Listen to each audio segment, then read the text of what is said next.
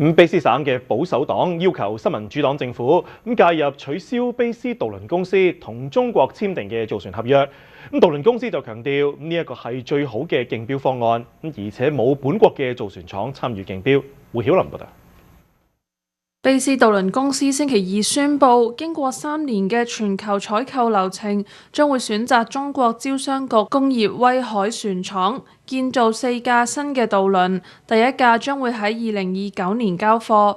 卑斯省保守黨話，中國係一個威脅，要求省府介入取消呢一個合約。China today is a risk, and the reason why I say that is you never know about the political tensions. 工會代表就質疑點解唔喺本國製造呢一啲嘅渡輪？渡輪公司表示根本就冇本國造船廠競標，而且威海船廠已經完成咗本國同埋歐洲嘅造船項目，有充足嘅經驗同埋信譽。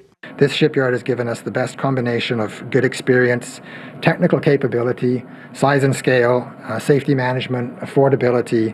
卑斯渡輪公司話：佢哋關注嘅係簽訂一個好嘅交易，至於貿易政策或者地緣政治，就交俾政府去考慮。